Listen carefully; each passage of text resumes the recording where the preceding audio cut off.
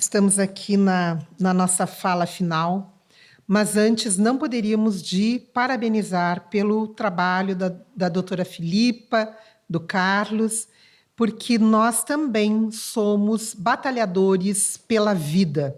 E estaremos agora, na próxima semana, em diversos eventos na Espanha, com este tema: depressão e prevenção ao suicídio e o sentido da vida. Bom, para nós coube este tema, a culpa e a mágoa como origem das doenças. Parece que nós, ao adentrarmos o século XXI, temos que ter sucesso em todas as áreas. Se não tivermos sucesso, o capitalismo nos busca e nos aponta a culpa. Nós deveríamos ter sempre o sucesso nas relações, o sucesso nos nossos desenvolvimentos profissionais, para que assim estejamos a contento na sociedade. E isto não é verdadeiro. Por quê? Porque nem todos, o tempo inteiro, temos aquele padrão de sucesso que a sociedade nos exige.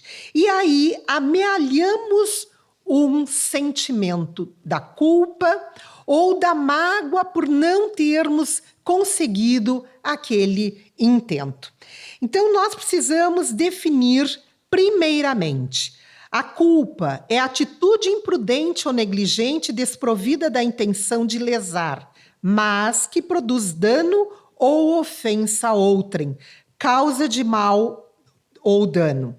E a mágoa é o sentimento de tristeza, pesar ou desgosto. Nós vamos ver isso como definição de dicionário da língua portuguesa, onde nós temos aí esta diferenciação, mas que vamos ver ao longo da nossa exposição, que fazem parte compondo a mesma moeda nos seus dois lados.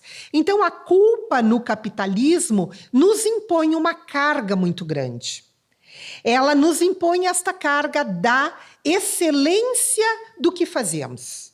Que sejamos excelentes profissionais, excelentes filhos, excelentes pais, ou senão amealharemos esta culpa. Não podemos parecer, temos que ter. Não podemos ser, temos que ter. O consumismo do capitalismo nos leva a isso. E para a mulher, isso torna-se pior ainda. Porque nós, mulheres, temos que ser excelentes profissionais, excelentes mães, termos um corpo perfeito, termos um marido exemplar, uns filhos exitosos e as nossas relações também devem brilhar. Para a mulher, o século XXI pesa de uma maneira tal que uns dizem por nossa própria culpa, onde nós buscamos desenvolver os pesos igualitários de homem e mulher. E nós acabamos buscando essa culpa para nós mesmos, até que a gente atinja o equilíbrio. Nem somente as regras dos séculos passados e nem tanto as regras atuais. Por quê? Porque para as mulheres é muito mais difícil manter este padrão de excelência sem carregar o peso da culpa. E isso está muito bem descrito por esse filósofo francês que vive no Brasil, Jean-Yves Le Loup, no seu livro Normose, a patologia da normalidade. Nós nascemos únicos e insistimos em sermos iguais aos outros. Porque o outro tem, eu quero ter. Porque o outro é, eu quero ser. Não é assim que funciona. E ele, neste livro, ele descreve: normose é tudo que é aceito socialmente como sendo algo normal, mas que, no entanto, causa sofrimento, patologias e até mesmo a morte. Esta situação de que nós devemos ser perfeitos em tudo causa esse peso que muitas vezes leva o indivíduo a uma situação de tristeza, de profundo mal-estar, de depressão e até de morte. E para nós diferenciarmos estes estados, nós vamos usando as máscaras. Eu sou boa aqui, eu tenho que ser boa ali, e eu vou usando as diversas máscaras que vão tornando o nosso olhar sob um viés de um verniz que nos traz uma distorção. E buscando justamente encobrir a culpa e a mágoa, nós nos distanciamos da nossa essência, nos distanciamos da nossa tarefa, nos distanciamos daquilo que realmente estamos aqui para ser. Nós buscamos contentar o julgamento dos outros. Nós temos que ser belos, formosos, jovens, talentosos, exitosos. Nem sempre isto se desenvolve assim, porque trazemos as nossas tendências de outras vidas, porque somos o somatório de todo o nosso passado espiritual. E este passado não é cheio de glórias, não é repleto de talentos. Nós temos débitos do passado. E estes débitos, são essas tendências que pesam sobre nós. Então, a culpa e a mágoa são os dois lados da mesma moeda. Não de uma moeda de euro, mas da moeda do orgulho. Na culpa, eu não aceito ter errado, ter tomado uma conduta equivocada diante de uma situação. E na mágoa, eu não aceito que o outro tenha tomado uma atitude errada para comigo. No fundo e no cerne de tudo está exatamente uma das grandes imperfeições morais que nós trazemos, que é o orgulho, sabedores que a outra é o egoísmo. Então, o orgulho, é uma das imperfeições que fazem, impedem, dificultam a nossa evolução espiritual, fazendo com que, na culpa, eu também tenha essa associação da imperfeição como na mágoa, que se eu exacerbar, que se eu não trabalhar, que se eu não colocar ela a serviço do bem, ela deságua no remorso e a mágoa deságua no ressentimento. Então é isso que nós precisamos entender. Se eu estou magoado com A, com B ou com C, ou se eu me autoimponho uma culpabilidade, isto é, estou magoado comigo por ter tido tal ou qual reação diante de tal ou qual fato, o problema está aqui, apenas no nosso orgulho. Só que este orgulho, quando não trabalhado na elaboração da culpa e da mágoa, pode gerar doenças. Vejamos, a culpa é um estado de punição interna ou autopunição. Eu não devia ter feito isso, eu não devia ter falado aquilo, eu não devia ter agido assim, eu não devia. E a mágoa é a punição externa. Como que fizeram isso comigo? Logo comigo? Sempre comigo? É aquele estado de vitimização com que muitos de nós nos encontramos para chamar a atenção. Sempre eu, tudo comigo, sempre comigo. E esta origem das doenças nós já vimos hoje de manhã com a psiconeuroimunoendocrinologia, onde os nossos pensamentos, os nossos sentimentos vão desaguar em estados mórbidos da depressão, do suicídio, das doenças do tipo câncer ou cancro, e aí das doenças paralisantes, das doenças autoimunes. Nós vamos ver que as consequências da culpa e da mágoa já estão descritas neste livro de Chico Xavier, evolução em dois mundos.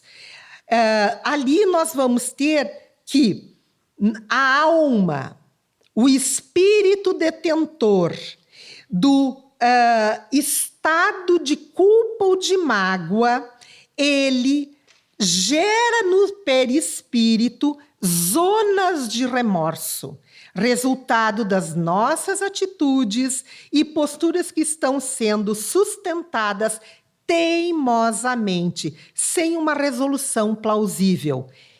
Estas zonas de remorso, elas incidindo no perispírito e alimentadas pelo pensamento, pelo sentimento, vão gerar, então, nas células, as doenças.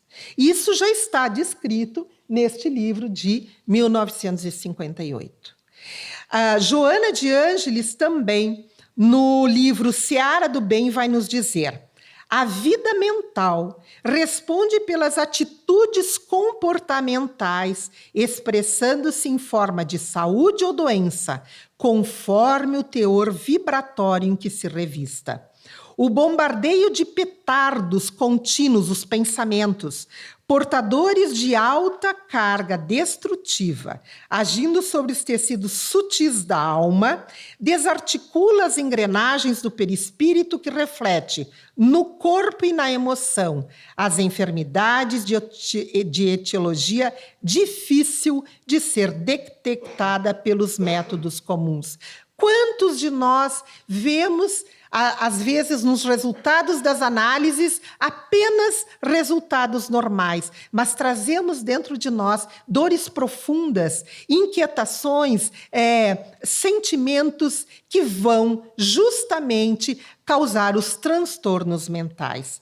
E Joana continua: acumulando cargas deletérias, desconjuntando-se os delicados tecidos sustentados pela energia, ocasionando os desastres no campo da inarmonia, propiciadora de distúrbios variados e contaminações compreensíveis. A ação imunológica do organismo desaparece sob a contínua descarga das forças perniciosas, abrindo espaços para as calamidades físicas e psicológicas. E ela conclui: vários tipos de cânceres, alergias e infecções na esfera física, e neuroses, esquizofrenias e psicoses na faixa psíquica têm sua gênese no comportamento mental e nos seus efeitos morais. Aqui, Joana de Ângeles vai nos chamar a atenção que as nossas enfermidades, principalmente essas enfermidades do tipo de câncer e as enfermidades alérgicas ou do sistema imunológico, as paralisantes, as imunodepressivas, elas vão justamente ser resultados da carga negativa que nós imputamos às nossas células, depois de situações de culpa e de mágoa, depois de situações estressantes onde não trabalhamos esses conteúdos, onde não reparamos o erro acontecido. Então, aí se caracteriza a culpa psicológica ou a mágoa psicológica, que nós aqui vamos tratar da culpa psicológica, mas que também simboliza a mágoa, quando nós não trabalhamos esses conteúdos, porque é fácil nós identificarmos. É fácil a gente identificar que errou. Hoje em dia nós temos essa consciência, nós temos o nosso psiquismo já voltado para as leis divinas do que é certo, do que é errado, que se encontram na nossa consciência. Então, nós identificamos a culpa, o erro, a conduta mal versada, o equívoco, porém, amealhamos aquilo. Não damos o próximo passo do arrependimento e da reparação. Amealhamos a culpa ou amealhamos a mágoa. Psicologicamente não trabalhamos esses conteúdos. Então, Emmanuel vai nos dizer: a noção de culpa com todo o séquito das perturbações que lhe são consequentes, agirá com os seus reflexos incessantes sobre a região do corpo ou da alma, que corresponda ao tema do remorso de que sejamos portadores. No livro Pensamento e Vida, Emmanuel nos traz de forma muito clara, porque nós vamos alimentando cada vez que nós lembramos do fato no qual não trabalhamos para extirpar de nós esta situação, isto é, pedindo desculpas quando erramos, ou perdoando aquele que errou contra nós, nós estamos amealhando, fortalecendo, fortificando essa situação. Então, muitos de nós nos perguntamos, por que ainda erramos? Os enganos contribuem de alguma forma para o nosso amadurecimento íntimo? Alimentar a culpa e a mágoa perante os equívocos pode nos trazer algum benefício? O que necessitamos observar para não ficarmos cometendo sempre os mesmos erros? Somos nós os maiores causadores dos nossos próprios infortúnios? E aí a gente toma o caminho que quer tomar. Ou se vitimiza na culpa e condenação, ou age com o perdão e a liberdade. A escolha sempre é nossa. Nós podemos ficar na vitimização. Recrimino-me por ter sido tão ingênua diante daquela situação. Tenho raiva de mim mesma por ter aceitado tão facilmente aquelas mentiras. Deveria ter previsto esses problemas atuais. Não consigo perdoar-me, pois pensei que ela estivesse mudado ou ele tivesse mudado. Nós vamos fortalecendo essas situações. Em vez de tentar entender, nós vamos errar, já erramos muito e vamos errar muito mais. Por quê? Porque Deus nos criou simples e ignorantes. Se Ele quisesse, poderia ter nos criado perfeitos. Mas ele, na sua infinita sabedoria, viu que era melhor para nós nos criarmos sem conhecimento e irmos buscando a trajetória até a perfeição individualmente. Então, para isso, nós precisamos dos instrumentos que a doutrina espírita nos traz, nos mostrando que nós somos espíritos em processo de aprendizagem, que nós vamos sair dessa encarnação melhores do que entramos se nos esforçarmos para isso.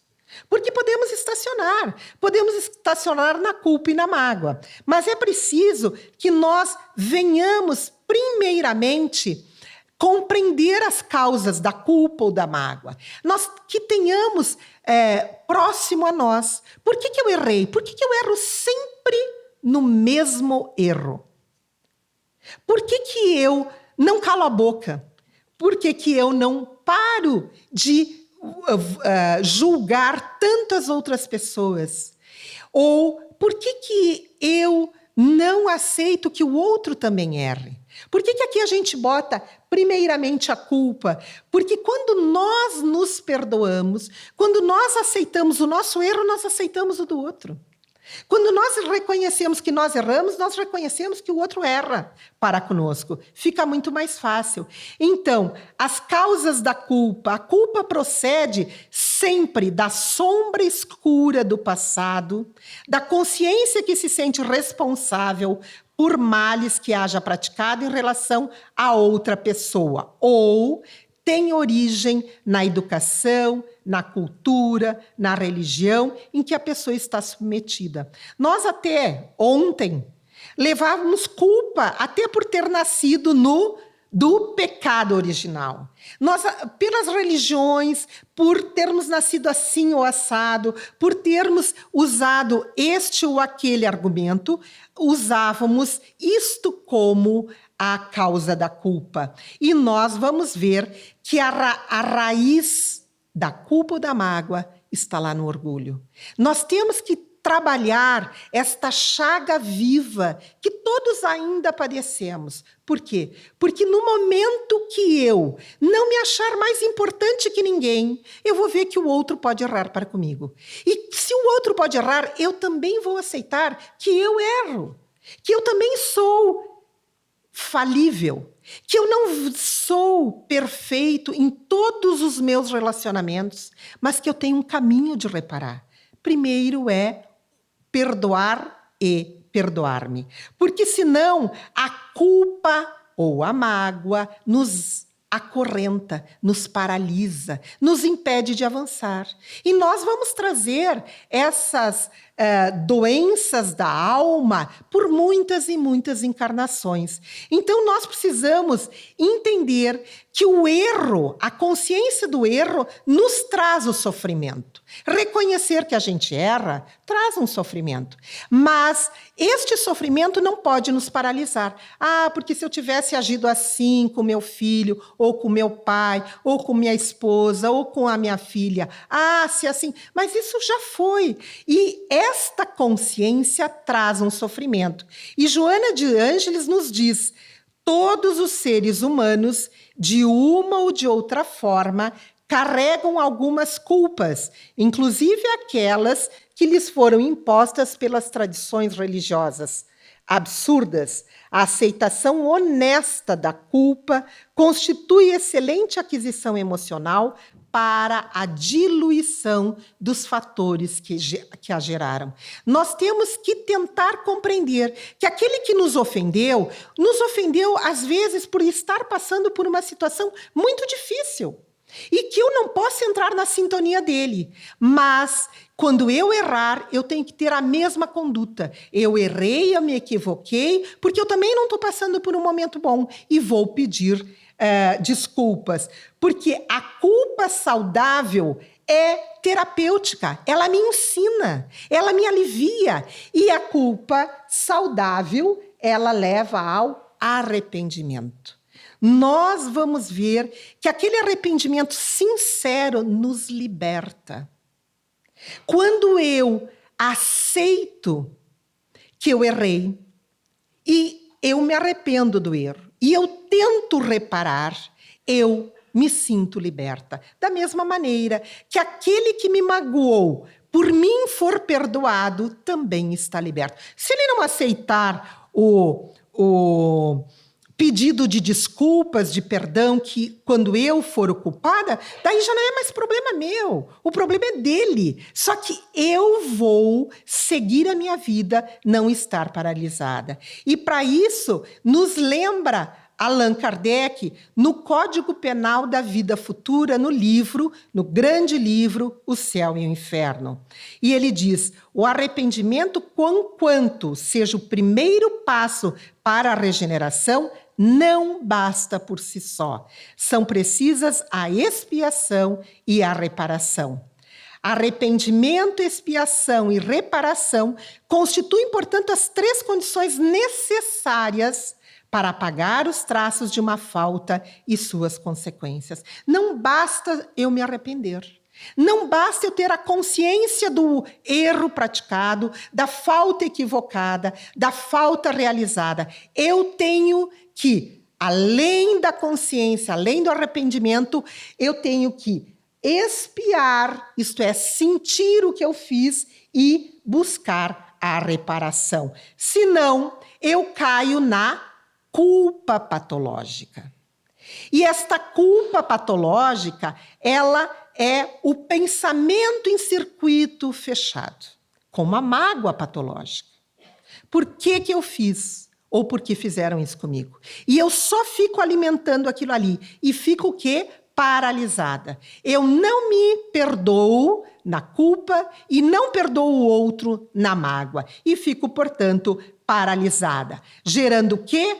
O remorso. Em vez de que eu possa gerar o arrependimento e a reparação, eu me paraliso e fico obstaculizando a minha evolução no remorso. E assim nós vamos tendo Justamente essa situação, onde nós nos sentimos acorrentados ao fato, às pessoas às vezes nem mais estão presentes na nossa vida, já partiram para o mundo espiritual e nós as ficamos obsediando, porque muitas pessoas acham que a obsessão é só de desencarnado para encarnado. Muitos de nós, encarnados, oferecemos esse estado enfermiço da obsessão daqui para o mundo espiritual. Então, este pensamento em circuito fechado, a culpa e a mágoa, elas recaem sobre o nosso corpo físico e recaem também e principalmente sobre o corpo mental e o corpo espiritual, gerando os casos principalmente de depressão, gerando os casos principalmente de suicídio. Quantos e quantos suicidas que nós temos a orientação, a informação, depois de que não se perdoaram diante de situações. Ou, no caso da mágoa, caem como vítimas e acabam sempre nesse sentimento de vitimização. Buscam, neste quadro de paralisação, a caridade dos outros, mas nós sabemos que aqueles que muito reclamam da vida são ouvidos por um tempo. De repente a gente diz, é sempre os mesmos e sempre as mesmas queixas. O próprio Jesus nos disse, te ajuda que os céus te ajudarão. É isso que nós temos que buscar, é buscar sair deste estado letárgico, desse estado onde nós nos paralisamos através deste quadro de não aceitação do erro do outro, ou de não aceitação do nosso erro, porque senão nós teremos consequências dessas duas enfermidades da alma quando não são liberadas. Teremos a tristeza e a infelicidade, as enfermidades, o comportamento mórbido, autodestrutivo, a autocompaixão, a autocomiseração, ideias pessimistas, negativas e ideação suicida. Isso é fundamental nós traduzirmos no nosso dia a dia.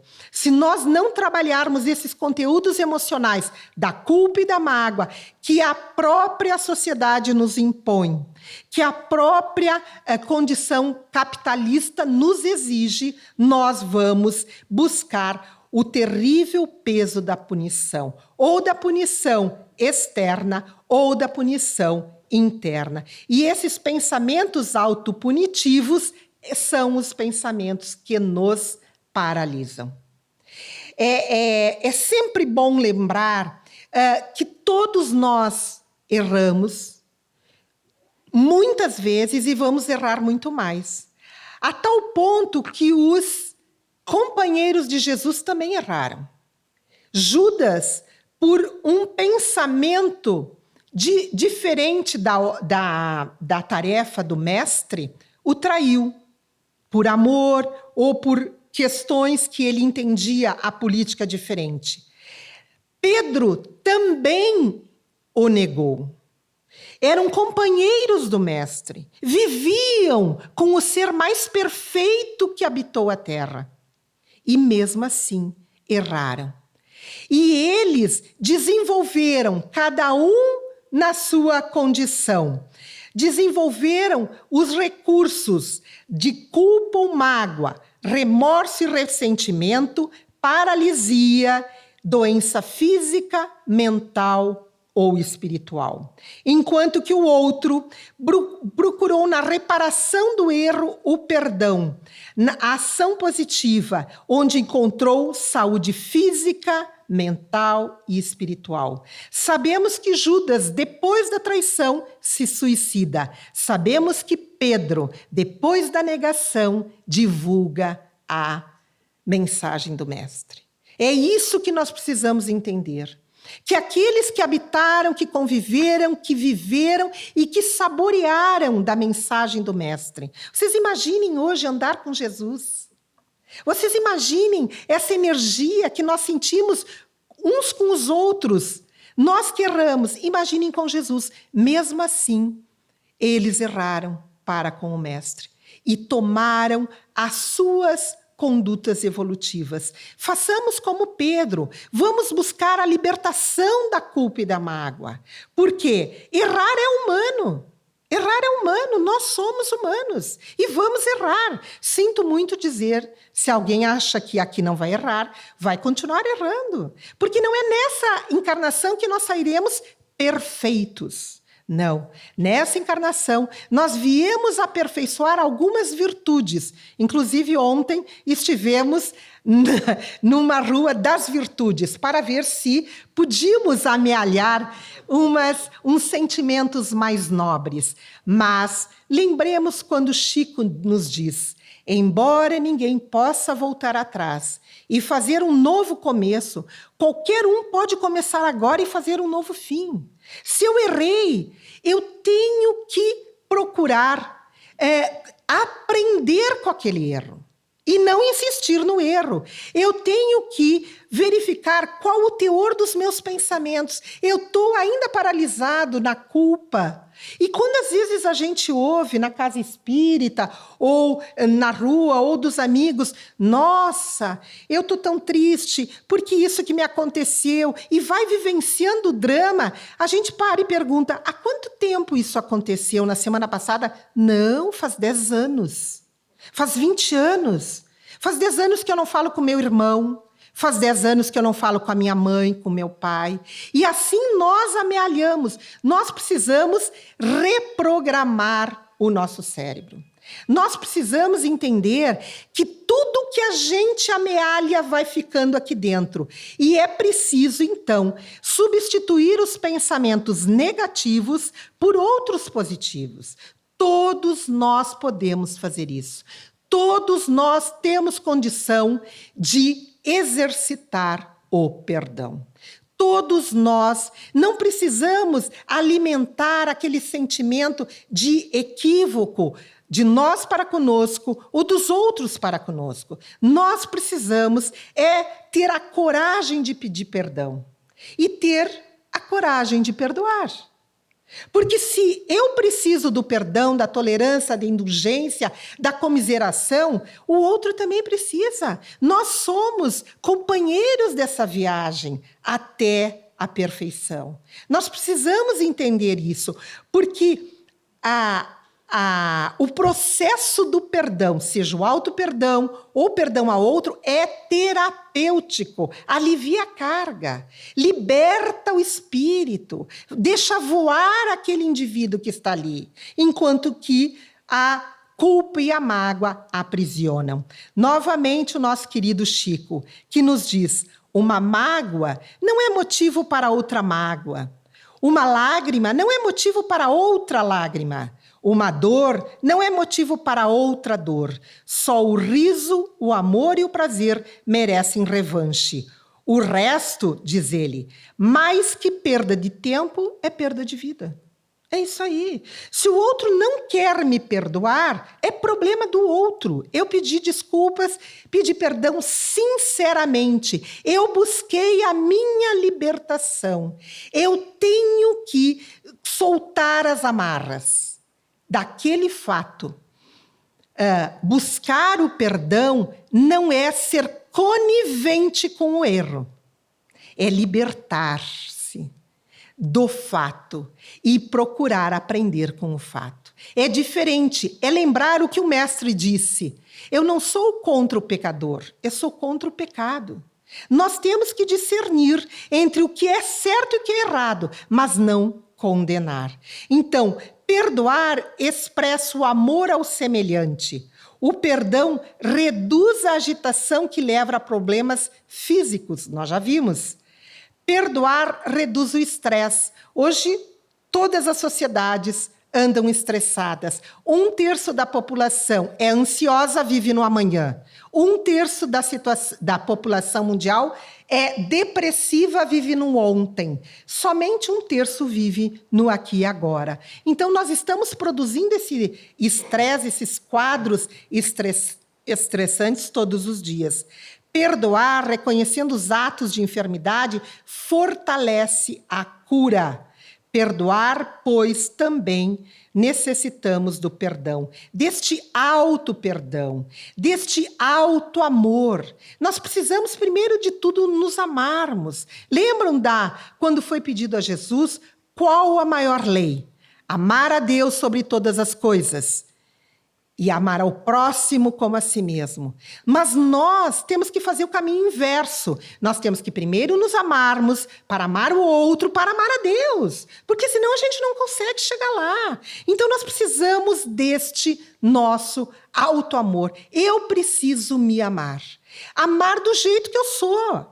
Amar com imperfeições, amar com equívocos, amar o meu corpo, amar a minha situação. Eu preciso desse amor, que é o que falta naquele indivíduo depressivo, autossuicida, aquele autoflagelador. Nós precisamos desse arrependimento. Nós precisamos romper justamente com a cristalização da culpa e da mágoa, que nos impedem de evoluir, para operarmos em nós a cristianização, isto é, a prática do Evangelho. Nós precisamos romper, gente, com isso. A culpa e a mágoa servem para nos mostrar que nós erramos e que os outros erram. Eu tenho uma frase que eu digo sempre lá nos nossos grupos de estudos, na nossa casa espírita. Erre erros novos. Aprenda com os erros velhos. Não repita os erros velhos. Errou. Tenta errar outra coisa, um erro novo, porque você vai aprender. Use os erros e desacertos para o seu crescimento interior. Aprenda com seus erros e aprenda com as suas culpas, mas eleve-se para a vida maior. Não fique paralisado. Se eu erro, o outro erra. Nós vamos errando, mas nós temos que aprender com os nossos erros. Tudo aquilo que parece negativo é apenas um caminho preparatório para a nossa perfeição. Tudo aquilo que nos estabelece situações aflitivas estão nos levando para nos tornarmos seres melhores, seres mais fraternos, seres mais amigos, aqueles seres que justamente buscam a compreensão. Eu errei, eu peço desculpas, eu tento reparar. Se eu não consigo, e a gente, às vezes, está distantes daqueles com os quais erramos, eu vou tentar a aproximação. E se não der nessa, a misericórdia divina nos dará infinitas reencarnações. Mas o que eu puder fazer agora, vamos se adiantar, vamos usar de inteligência, vamos se libertar, porque senão a gente fica na roda da culpa e da mágoa, e a gente vem depois a duras penas com esses indivíduos que nós não perdoamos ou que não nos perdoaram. Nós temos que lembrar sempre dos ensinamentos do Mestre. Nós temos que entender que nós vamos errar. E aqui, quando ele fala em pecar, não voltes a pecar, não voltes a errar. Erre em outras coisas.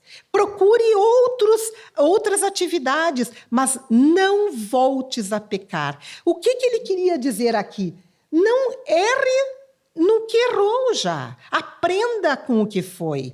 Faça da tua vida o leito deslumbrante para o qual você encarnou. A sua encarnação é preciosa. Por isso que nós fazemos muita questão das palestras sobre o advento da vida, da qualidade de vida, da sustentabilidade dessa vida. Para nós aqui reencarnarmos, precisamos de muitos arquitetos espirituais. Nós precisamos de muita gente a nos dar amparo, porque a nossa encarnação ela foi proposta com certeza do êxito. Nós estamos aqui porque somos compatíveis com as dificuldades e delas superarmos. Vamos ver se a gente possa voltar para casa e não errar mais. Muito obrigada. Agradeço a presença, a atenção, agradeço ao Vale de Cambra que nos recebeu e esperamos vê-los no Brasil, cheios dessa alegria, libertos da culpa, libertos da mágoa. Muito obrigada.